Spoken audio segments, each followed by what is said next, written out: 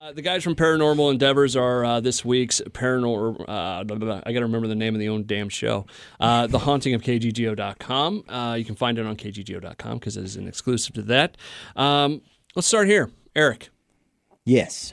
Tell me about your life in the paranormal. Ooh. I know. Yeah. I'm just going to throw the widest question at you. Both of us. So got into the paranormal in around 2005. I was in college. I was with a team at that time. And fast forward just a few years after that, decided I would go ahead and launch my own group as I just did things a little differently, which is all right. And there is some wrong ways, but there's, no way is completely the correct way in the field. Yeah. It's kind of like radio. Yeah. There are some really wrong things, but then there's things that's like, okay, that works. Yeah. So decided to do that. Started my team in 2010, Paranormal Endeavors. It was just three of us back then. Just three of us. And for people that don't know, Paranormal Endeavors, and this may be completely wrong, but in my eyes, is a little bit different than a lot of the other paranormal groups because it's a lot of, there are a fair amount of groups out there that go out to, famous locations. They go out to just get an EVP, to just get that weird piece of video, to just get that. You guys do a lot more residential stuff and a lot more, for lack of a better word, helping people than what some other people may do. Yeah, and that's the thing. There's a lot of groups out there that have no follow-through. So they go there and it's more of the... in the Scooby-Doo van, they just kind of go for their adventure, and then they leave, and the client's still kind of left with questions like, okay, so now that I know I have a ghost in my house, what do I do with it? Right. So, or they already knew they had something in their house, and then they just go there to tell them, hey, you have something in your house, and they're like, okay, thank you. And thanks. Yeah, exactly. Why'd you come here? It's like going to the doctor and like getting told, oh yeah, congratulations, you're sick, give me money. Right, yeah. How is that really different? Yeah. Let's be honest here. But yeah, and so we're big on that. That's, to me, is where the paranormal, the heart of it is going into the residentials, helping the families that need the help. Since the commercialization of it, which was really inspired, I believe, from the shows and movies and stuff out there. So a lot of teams will go to those, places that, Villisca or, places like that, which, it's great. There's a place for that. It's more recreational, but that's not our MO usually. Yeah, because there have been times when I've wanted to film with you guys, and it's like, this is personal, residential place, and that's completely understandable. Kelvin, how'd you get into this? Well, I actually remember when he was first starting it up. I worked at a store called... Are you a groupie? Are you a groupie for Eric? I don't think Kelvin know what he's got into with me. I know, right? He's learning quick. Something like that. I figured it out. I'm pretty quick-witted. Yeah? Yeah. Well, I'm sorry. I promise I'll stop. No, you're fine. It's all good. He's going to get out in the car with you and be like, why did we go talk to this dude? He's going to look back and be like, I want the last 2 hours of my life back. 2 hours? Well, from... Oh, okay, yeah. It's like we're not recording 2 hours. Adam. Yeah, we drove here and did this and that and so on and so forth, all that stuff. So anyways, you knew Eric back in the day. Yeah, and I worked at a earth-based religion store. He came in and he was really excited, told me that he was starting a paranormal investigation group, and I thought that was really nifty, and I saw him here and there after that being assistant to the store. But so then fast forward to 2017, 2018, we start working together as a part of a subsidiary of and he wanted to know if I'd have interest because I do have a certain.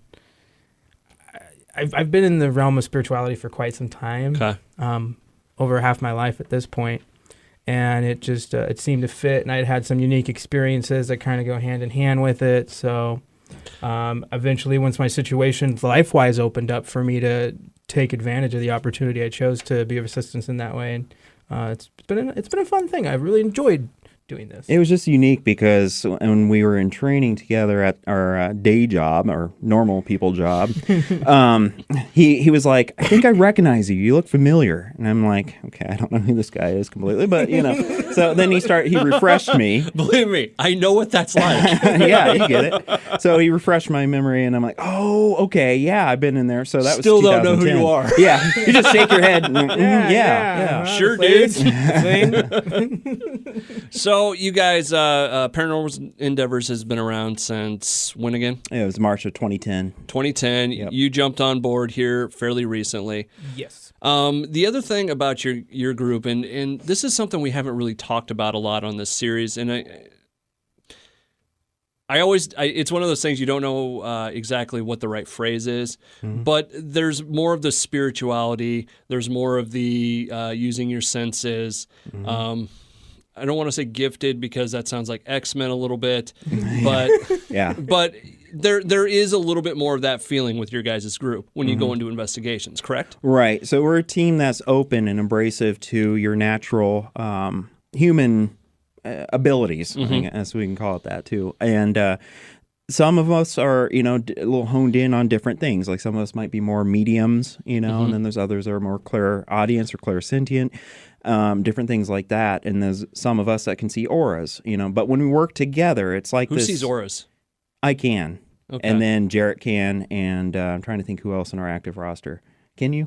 It circumstantially, it takes me a minute to phase into it. If there's white backgrounds, totally easy. That was actually why I love doing trim carpentry. 101, yeah. Back in the day, because trim carpentry, everything was white, and if there's sun coming in, you could just see people's auras just shine so clearly, and it gave you a good idea of what people were going to be like for the day. Or so is the BS aura all around me? BS. That's what I was kind of worried about. It's like, okay, okay, Eric knows when I think he's full. Yeah, no, it's funny how I started because it was kind of like what you were saying. It was I was in college, and it was actually the TAs and the professors were talking down, and they were always dimly lit with a dark background to them, and I'm seeing this extra thing around them, and it was just it was white. It was like a base. That's kind of where you start as a newbie, I guess, at sea auras. It seems to be like this just outline around them. Then the color comes later. But then I started seeing my own, which I portray actually in the movie independent film I did called The Diviner. Talk about a shameless plug. Where I'm running, and it's actually in real life. I see my own because I get your energy all spiked up when you're in physical activity, and I was tripping out looking at my own aura. It was really, really interesting. I haven't taken anything. Yeah, I was I didn't, but I'm what the heck? Yeah. So, you come across something like that. What's your next step there? Because it's you don't exactly talk to the person next to you. Right. Or even, most of your friends, if you say something like that to them, you don't know who to say it to. They're going to think you're insane. Mm-hmm. Yeah. Luckily, I had a good mentor. So I had someone I can go to that kind of helped open it and put it into an understanding for me, which I know a lot of people out there that don't. And we actually end up being that team using these abilities that we have, can go in and we'll find multiple clients that are like that. They've kind of been asking themselves, okay, what the heck's going on with me? What, you know? And then we finally are that one person they can talk to, that doesn't think they're crazy. Right. And so that's part of our job too, is that counseling and the after care and all that good stuff, and be that ear to listen to that even sometimes their own church or facility that they go to, they're afraid to talk to them about it. In that case, say somebody's listening to this right now and they think that they have something, like that. Maybe they're seeing auras, maybe they're seeing, a spirit, but not really, they're seeing energy or whatever it may be, something that something is different. Yeah. What's their next step? Is it finding a mentor? Is it reading something? Is it, heaven forbid, going on the internet? What is that next step? Because I think there's a lot of people out there that may have that ability or, have something in that realm. Yeah. And they just don't understand what's going on. Their body is changing in funny ways. Right. It's, from his perspective. I was thinking that. I'm There's above like- that kind of humor, though. Yeah, it's like a spiritual puberty. Yes, exactly. But I mean, I don't but think yeah. that's outside the realm. That I No. think there are people like that out there. Yeah, well, and one example I was about to say too is that from his background working at a store, like that. That's one thing. There's some pretty good legit stores out there that have the owners and they're very knowledgeable, or the store workers that be able to help them. That's one way. That's Okay. I did a little bit of that myself.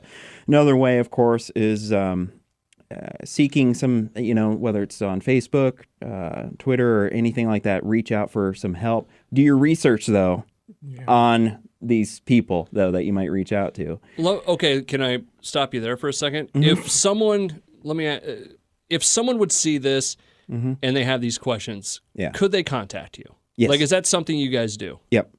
Okay, Yep. and probably the easiest way is Facebook or something like that. Yep. And- Yeah, I was gonna get to that too. Oh, sorry. That's okay.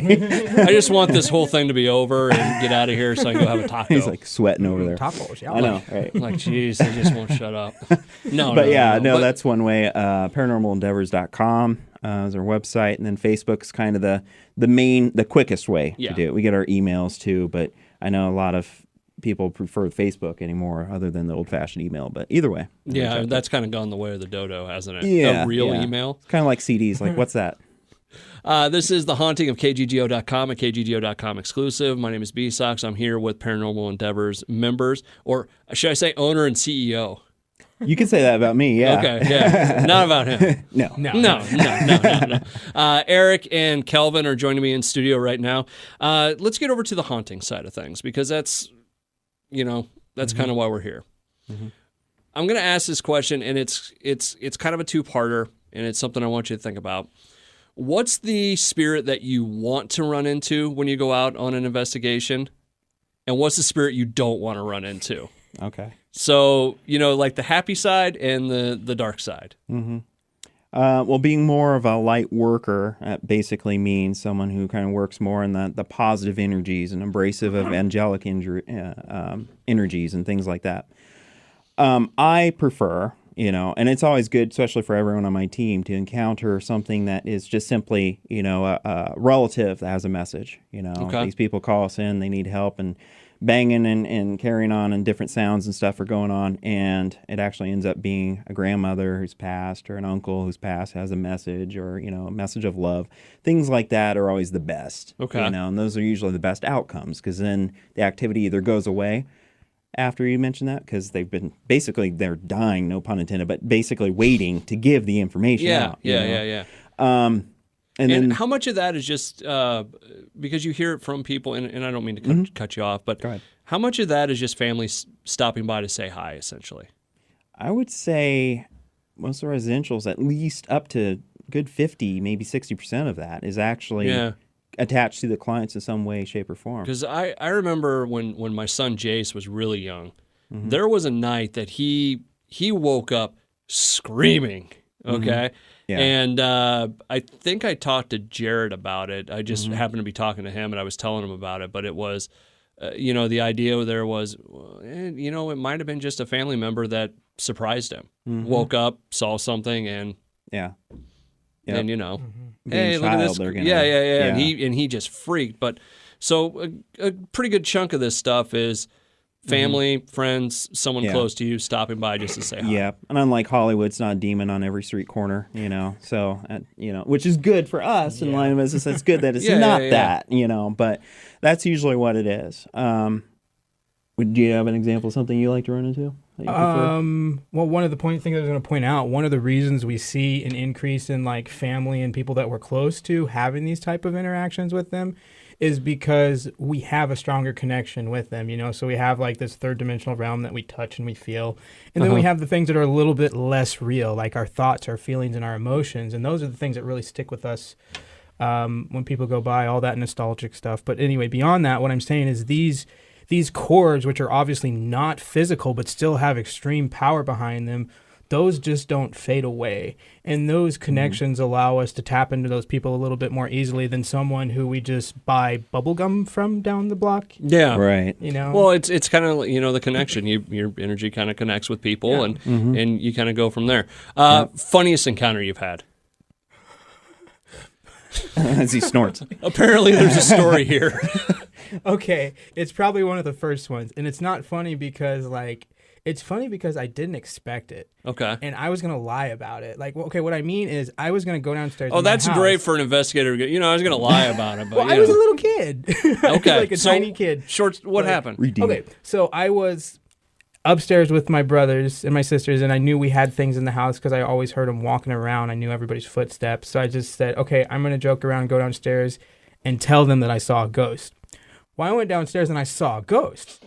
And so when I went up and I was like, guys, I saw a ghost. They're just like, whatever, Yeah. So I guess it's funny because I planned for it not to be real, but it was real. Yeah, you were going to tell a story, and guess what? Godzilla showed up. It was all real. They had the last laugh on They you. sure did. Yeah. How about you, Eric? Ooh, I would say because there's because a few. Huh? There's a few, but go ahead. That's the thing about this question is everybody always talks about the really scary encounters, where it's like, oh my God, I came around the corner and, a monster was there or something like that. Yeah. But if you think about it, I mean, if I was going to come back, as a ghost or, whatever form that you want to call that, I would want to play pranks on people and do something funny. That's what a lot of them actually do.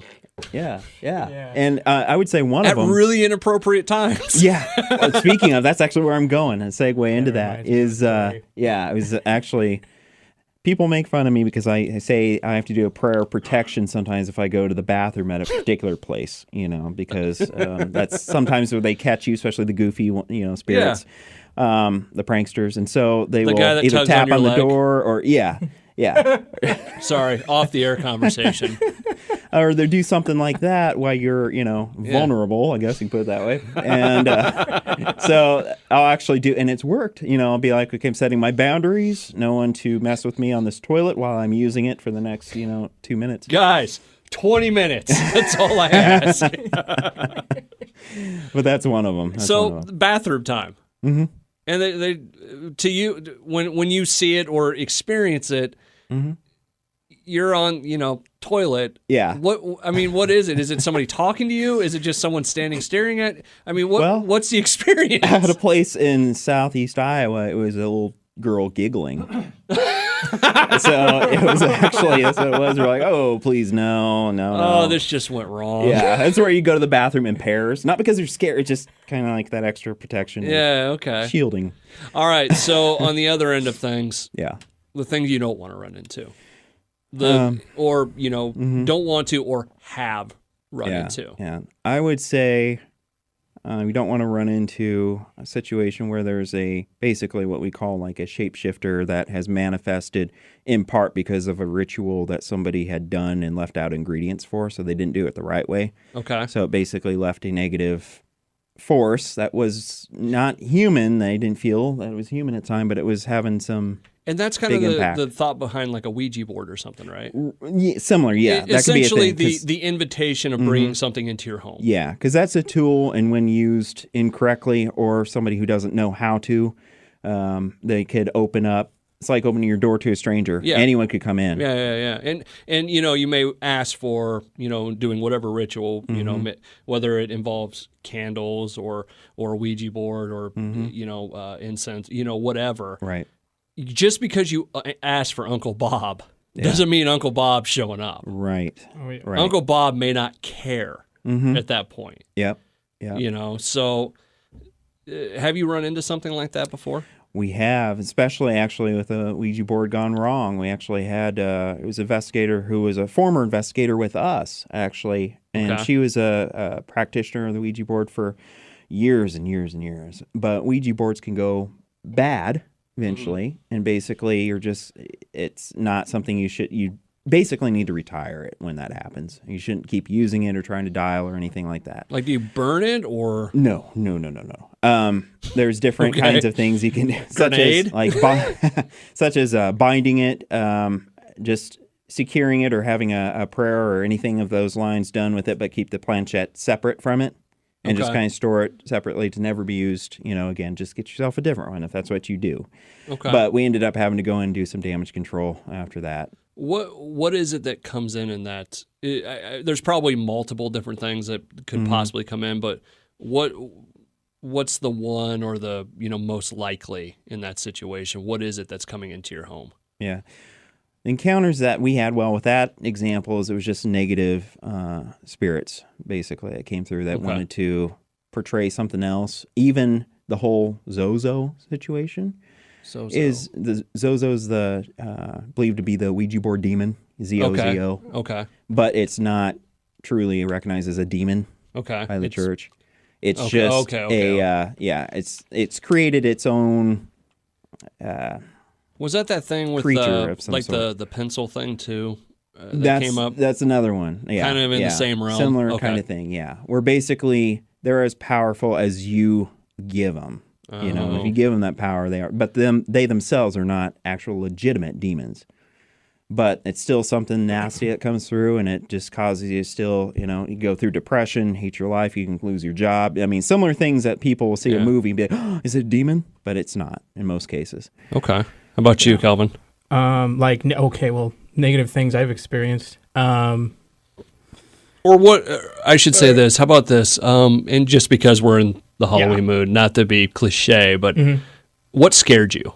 Okay. I can tell you, I'm not going to use names or anything, just out of respect for certain people, but there was a situation where I had actual demons visit me, mostly at my sleep time when I was most vulnerable, and they would just kind of raise hell in my area. I remember the one time in particular that I woke up, I saw, and it was similar to old hag syndrome, where I'm sleeping and then I'm kind of in my third eye-ish, third vision.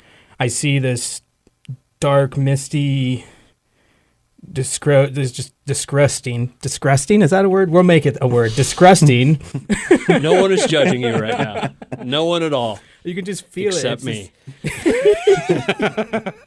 But this thing sitting over me, and then it starts choking me, and I wake up and I can actually feeel it, and I can just feel the muddy atmosphere, and I'm energy aware, so it's not just me feeling everybody's walked into a room and it just feels like thick butter, nasty butter. Yeah. And it was like that, and then this has happened multiple times, and then eventually I started working with some people. It's dream times in particular is when it felt that I was most vulnerable, so that's when it tried to affect me. There were other experiences I had that weren't in the dream time, but the most, what's the term I'm looking for? The most interesting ones were during the dream time. The one that was just no question, oh, this is definitely you messing with me, and this is not cool.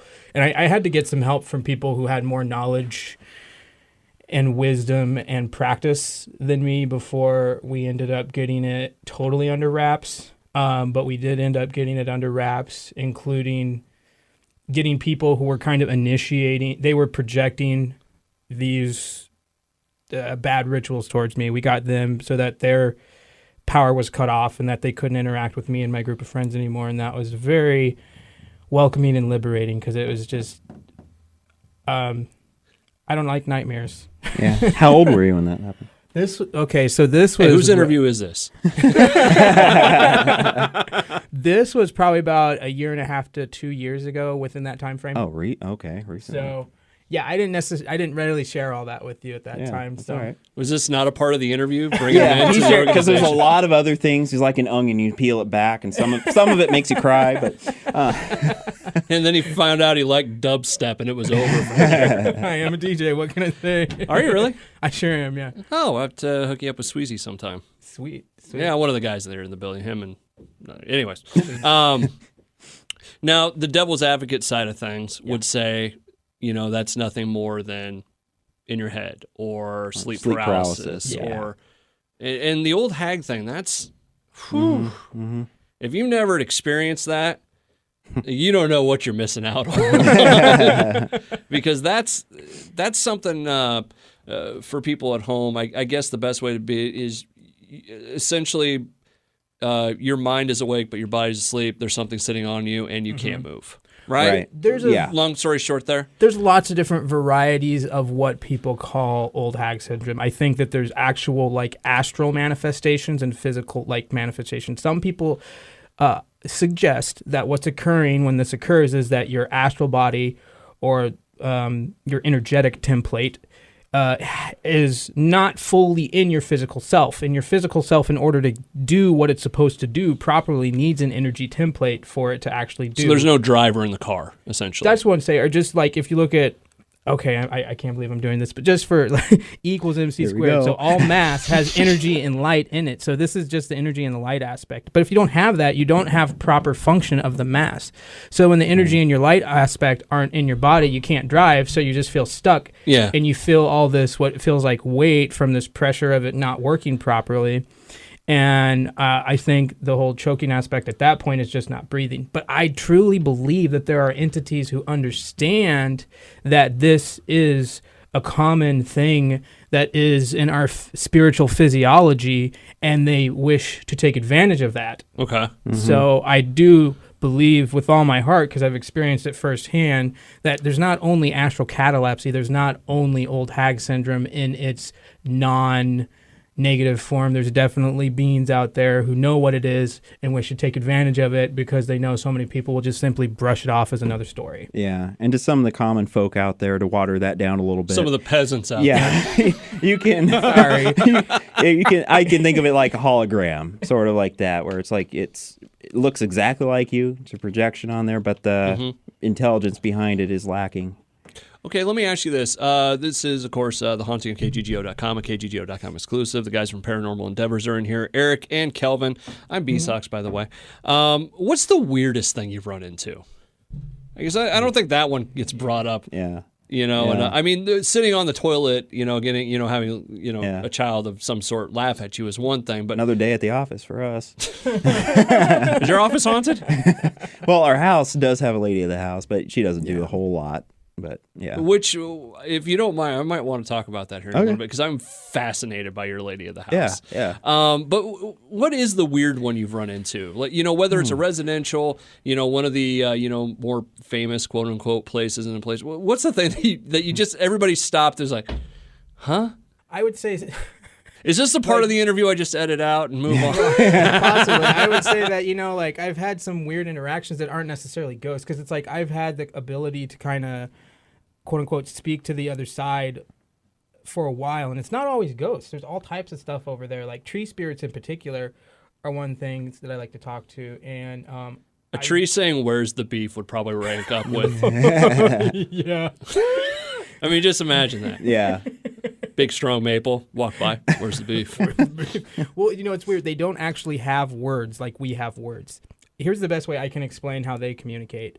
Okay, so like right now we have this exchange of words, and you hear this word that is like bike, and then you think, oh, this picture of this bike in my mind. And Chinese people have another word for bike, and then Cambodian people have another word for bike, et cetera, et cetera. But what really makes the importance is the idea behind the word.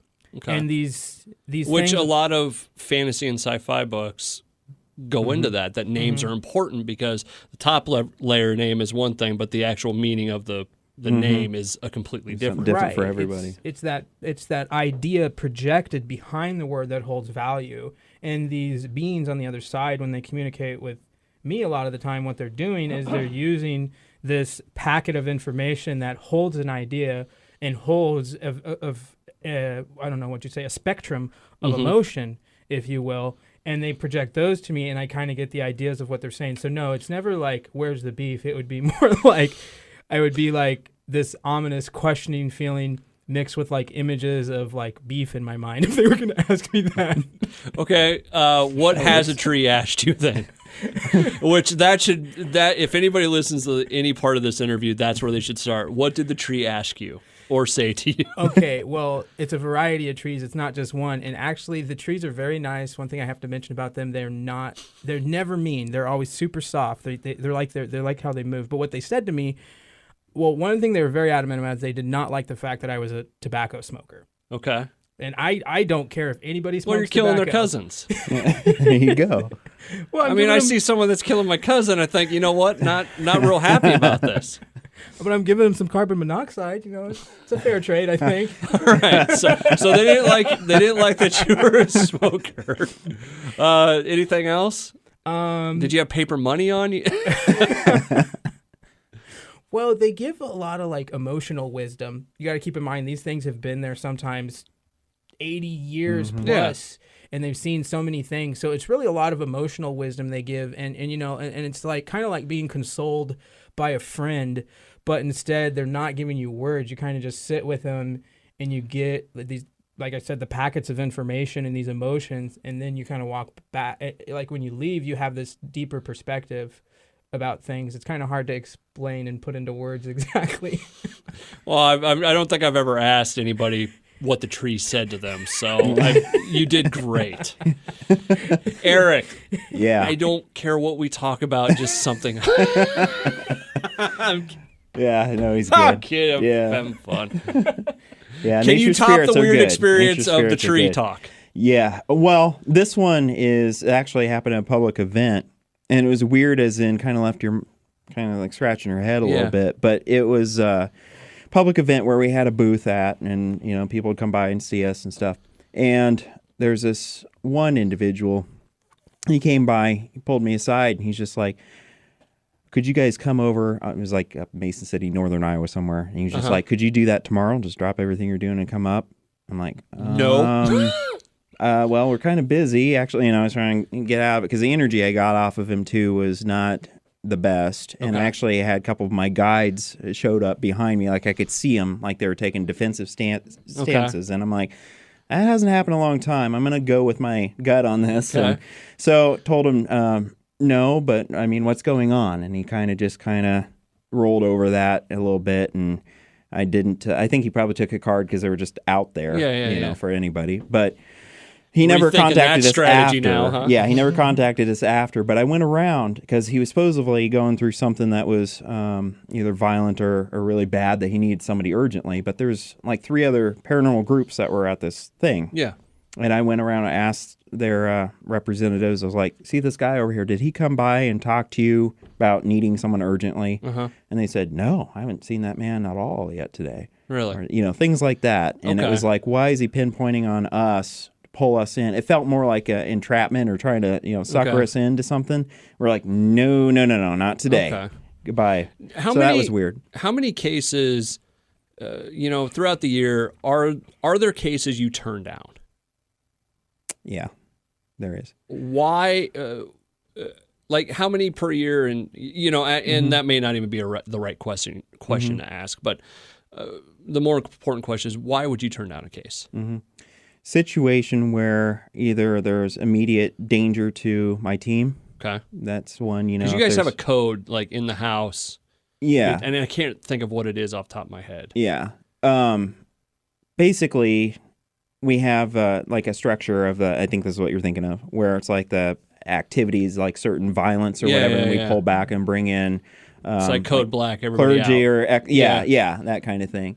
But this is more so towards like when you're at the very beginning before you even go to the investigation, and you're getting the case managers are working their information and talking to the client, and if someone sounds like they're a little bit too, like they'll contact us, want us in one day, it gets close to that day, and then they cancel on us. Okay. And then it's either their family or somebody else maybe kind of pulling the strings a little bit and saying, no, you don't need help, you're fine. Okay. And then they listen to them, and then they bail on us. So mental health is a big factor in a lot of what we do. So things like that or immediate danger, those things we just won't go to. Long distance actually has not stopped us completely. Really? How far have you gone? Gone to Florida before. Really? North Carolina. And we recently, we went down to Alton, Illinois. That was for a part of a public event, but things like that. And there was a client that we had in Virginia that needed help. She's kept messaging us, but that one we couldn't go there physically, but we networked with people that we knew who lived in West Virginia or in that area, and they helped, and they did it nicely. So we try to, even though we're an Iowa-based team, we try to still help when we can or get them to someone who can. This is going to be kind of the rat question. Do you guys charge? No. Nonprofit. No? We've had clients that felt like, we had one in Minnesota recently, they just were like, you didn't have to come all the way up here, you know. we did, because their case, it was one that we worked. It sounded like a priority case, and we went up there and they donated to us. Okay. But it's no charge. We're a no charge team. So We don't turn down good food, though. oh yeah, and some clients So will pay you're us just in like food. radio is Some what of you're them telling will me. give us food. Yeah. This is The Haunting of KGGO.com, KGGO.com exclusive. I'm here with the guys from Paranormal Endeavors. How do we find you if someone's searching? Yep. So if it's on Facebook, it's just Paranormal Endeavors. That's a group page on there. We have I have a Twitter actually for Paranormal Endeavors, which a lot of people don't know, but I've actually started that one for getting cases. That's one of the ways that we get cases. Yeah. Okay. So it's not, I don't really advertise. Maybe I should do more, but I'm not a tweeter. I don't know. I'm glad you didn't take it a different way. Because, right. So. Right. Oh, really? What's the handle? Paranormal Endeavors. Yeah. It's just actually, it's Paranormal Endeavors. You don't even know the name of your own I don't Twitter use it account. very often. So there's that. You use it to get cases. Don't communicate to very many people though on it. So the better way is the Facebook one, paranormalendeavors.com for our website, and you can also befriend any of us individually as well, because our team roster is listed on the Facebook page. So you reach out, and I know Jarrett's taken a lot of private, coachings or talking to. Jarrett, one of the other members. One of my other field researchers. Yeah. He wears a kilt often. Yeah, he does quite often. Yeah. We've talked about the residential stuff that you guys do a lot of help in that area. Actually, you know what? I'm going to go back to one question I thought of because when we're talking about inviting things into your house and the Ouija board, the candle magic, and all this, does it concern you guys or bring up what's the feeling when you go through like a Barnes and Noble or whatever, and it's like, hey, candle magic made easy. That kind of stuff. Yeah. Does that kind of thing concern you guys? Does that lead to a lot of more problems than it's really helping with? Like, hey, all you got to do to get money is light the green candle and chant money 5 times. I mean, I haven't noticed a spike with that stuff. It has been the well-known, tried and true, like Ouija boards and different things like that are still more of the problem-causing type things. But just going for a candle, or even I seen or store. crystals. That was the other one. Yeah, those things themselves. But I mean, it's the intent as well. The heart of the matter is definitely the matter of the heart. You can be given. Ooh, deep.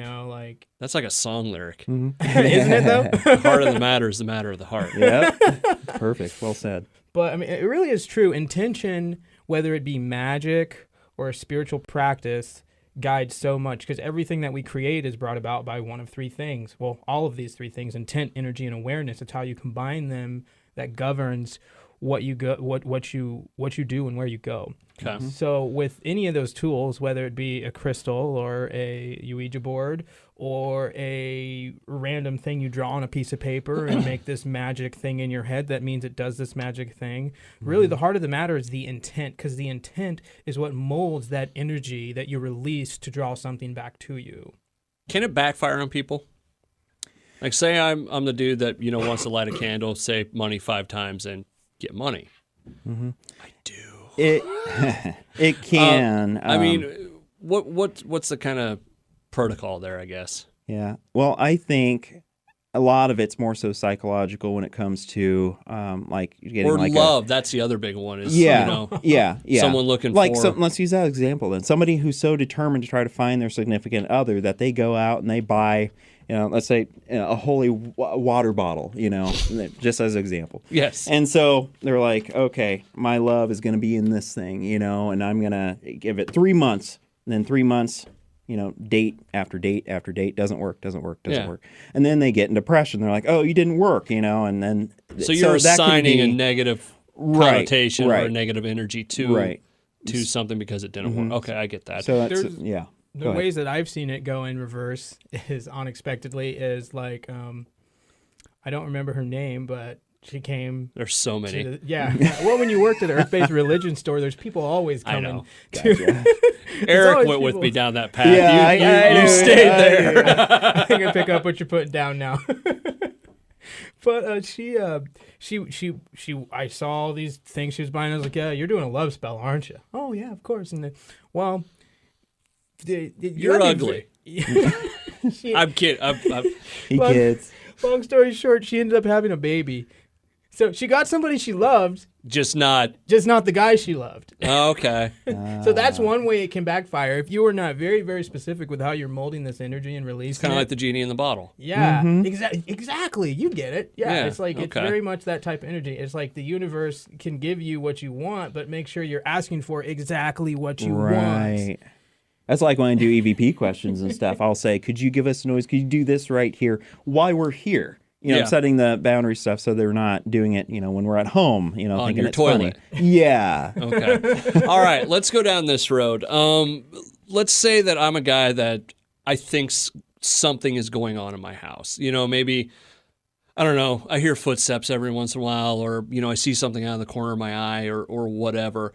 What should people do? I mean, because to me, it's one thing to jump straight to, let's call Eric and the boys over. Right. Like, what are the steps in there that you think are, you know, good for everybody, spirits included? Well, and before having investigators in, we actually start with our protocol with case management, which is where they ask them, okay, did you try setting your boundaries? You know, did you try these rules and saying, okay, this is not okay, this is okay, you know, don't do this anymore. And if they say, yes, did that, it didn't work. Okay. Next step. Have you had any blessings, or have you, you know, did any prayers or had any clergy in, you know, things like that, if you think that that's what you need. Say, yes, we tried that. Still nothing works. Okay. And then sometimes we'll get in it, and it's hard sometimes to ask the questions that we have to, but sometimes we'll get into the mental health aspect of it. You know, have you been seeing, you know, therapists for anything? Have you had depressions, any triggers that have caused you to go down a certain path? Things like that. Because sometimes even talking about that, they forget, and they're like, oh, you know. Yeah, that or because they think like paranormal instantly. They don't think of the, you know, common sense stuff. Sometimes. One of the ones I heard was write down when things happen and find, you know, dream if there's a journal is pattern. another one. Dream journal, Yeah. or, you know, if, you know, 7:00 every night, you know, I hear maybe there's something, you know, maybe you live in an apartment and, you know, Right. some guy's girlfriend is coming over, you know, whatever it may be, but, you know, you might find patterns. So there's a little bit of a process before you guys just come out. Right. Okay. Right. Okay. Let's go down this road. Okay. All right. He's got a smile. He's got a This smile, should be fun. All right. So, well, this is where I was going earlier, but then I want to go back to the residential stuff and all that. Not just in Iowa. It could be if you want, but what's a place you actually really do like to go because you get good activity, you get good evidence. You know, there's something about the place that makes you go, you know what, this is a good night. Yeah. What's one of your favorite places? One that comes to mind immediately is it's a private residential. It's family land, so there's 2 houses on it. Okay. Can you, and being that it's residential, I know you can't say exactly where. Can you narrow it down to like? It was in Indiana. It was actually our first case ever. It was under Paranormal Endeavors. We'd go there, and every time we've been there, because we've been there at least half a dozen times since, just as either follow-ups or just visiting because we're friends with them. Okay. And it's the same activity, each one, and it's family. What We've it's just confirmed family members coming back? Yeah, family members. There's a grandmother who's passed away in the house. There's an uncle who passed away outside. An aunt who'd also passed away in the house behind them. Okay. And every time we went there, it's just a very warm, just friendly energy that you run into. And we've gotten visuals on camera before too. Okay. What evidence? That's what I was going to ask. What evidence have you gotten there? Yep. So the main one, this was amazing. It's ectoplasmic in nature, but it has a little. It looked like, I don't know how to explain it. It's like sparkly a little bit, but it was only 2.5 minutes out of about 8.5 hours of video. Okay, so it was something that appeared on video. Right. It was kind of coming up from the ground. It was like morphing and stuff like this, and it was just kind of going out so thick that you couldn't even see the house behind it, which you could normally when the air was clear, and there's no wind, and we ruled that out. There wasn't dust going by from, it was at 2 a.m. and nobody drives on this road. that late. It's one of those things. They're like, where are you taking me? It's one of those locations. Yeah, okay. And that mixed with a story that we had earlier that same day where the grandfather was talking to us about his near-death experience. And he was explaining it as this bright white light so thick that I could not see you kind of thing. And that combined with what we caught visually and the whole thing, he spoke to me in tongues as well, the grandfather, which was my first experience. I was like, whoa. Someone just had an aneurysm. Yeah. I mean, it was very amazing. That's those angelic experiences, as I call them, the things that I like preferably over the dark stuff. And that was one of my favorite places. Okay. So kind of taking that same question, place that's really good for this kind of stuff that you don't necessarily like to go.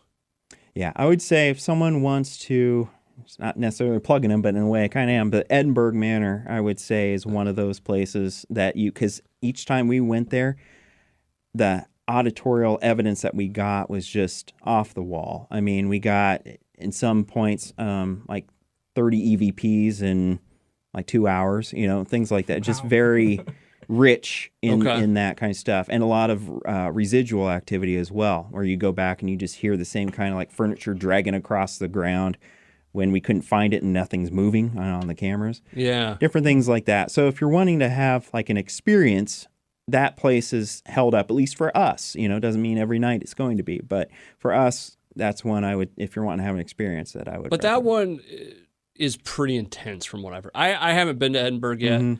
But from what I heard, like that's one you don't really mess around with. Right. I guess. Okay. Now we need to break it down from like family friendly to. No, but what I'm saying is, I mean, if and I don't know how it works there. If it's one of those things where if you rent the place for the weekend and take your cell phones in and record.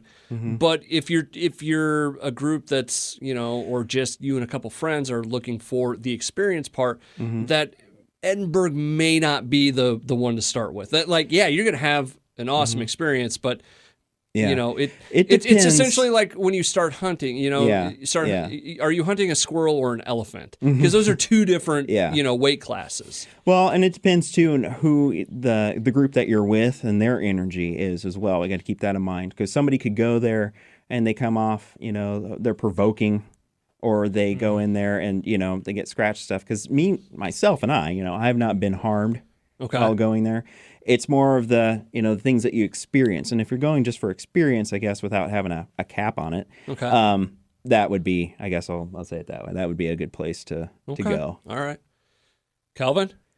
Well, I don't really know as many places, but one thing I would say is, like, if you're going to have, quote unquote, an experience, be mindful of what you are and are not opening yourself up to. Be very, very clear with the other side that, I'm open to an experience, but that means this, and also be ready for the experience that you want may not be the experience you get. And that could be positive. That could be negative. So lots of people think that they're interested in a paranormal experience until they have one, and then their pants are wet and they don't know what to do, and now they have PTSD, right? And they never want to do it again. Yeah. And I've heard, more than my fair share of stories of investigators that were really, really into all this stuff, and then something happens that's so major, and some of them that don't they're even just want to talk about it. Done. Yeah. Done. Yep. I'm out. Yep. We know a few. That's the thing. You start coming across them more and more, and then it's even a thing of, like say a family member, had something going on. Would you do it? No, I'm done. I'm out. Yep. So. And there's some that just have their belief system that everything that we encounter is just, it's bad. It's going to be the devil. It's, and they have that thought process, which that's fine. That's what they want to believe.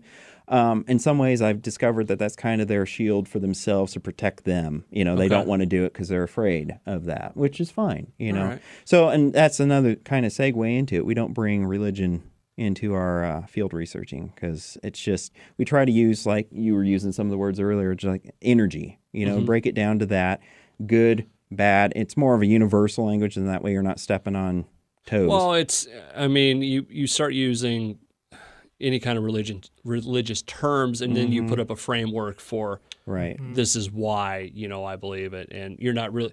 I don't think people. There's always the thing of I'm not trying to push my religion on you, but when you frame it as that, you're kind of taking it as that to a person, and some people get it, Yeah. and can see past. Other people are like, no, I don't want to listen to that, Right. malarkey. Right. So, and that's why we have a mixture of the people that we have on that group too. you guys have a very eclectic group. You're a motley Yes. crew. Yeah. We And do. I think I could say that without Yeah, I offending gotcha. anybody. Yeah. So, Paranormal Endeavors in on the haunting of KGGO.com, a KGGO.com exclusive. The Lady of the House. This is something I've been over to your place, I think, once or twice. I can't remember. I think it was that one time that you went with us. Yeah. Yeah. You live in a very old house, a house with a lady in it. Yeah. And when I say a lady, I mean one that I Came can't with the house. Yeah. Tell me about her, because it's weird, and weird's not the right word. I take that back. Weird's not the right word for it, but I mean when you have a spirit in your home that you identify with, and it's a part of the for lack of a better term, family. I mean that's it's interesting. Yeah. Yeah. So you have a lady of the house. Yeah. Does she have a name or? Yeah. We got her name actually after several sessions of working with her, but she gave us the name Mary. Okay. And that came up, and we got the validation several times through our equipment every time we'd mention that name. But kind of backtracking a little bit, I bought the house. It was built around 1914. And when I house shop, and just like I do with antiquing, I can feel the energies off of things. Okay. I don't want it to become I don't want to move into a Villisca or a Amityville, that kind of thing. So I try to prevent that, with using my abilities. So I came in, and this one just felt homey, just very warm when I moved in at first. And I wanted something unique that had a history, and it does. It used to be a VA home. Really? Some of the old commercial fire work is still throughout the house, a fire alarm, and I sensed she was the predominant one. Later on, then there was a gentleman that was there that actually got validated by somebody who had visited the house back in like the 70s. He's a good dude. Or is he annoying? Not so much annoying, but he likes, sometimes he likes his women, but he's, a man. He'll just kind of appear a little bit or kind of stand next to him. Some of the girlfriends I've had been like, who's next to me? Or it sounds like someone's breathing on me. What the heck? And we're just like, okay, Dan, go away. Oh, is it Dan? Things like that. Yeah. Biker Dan.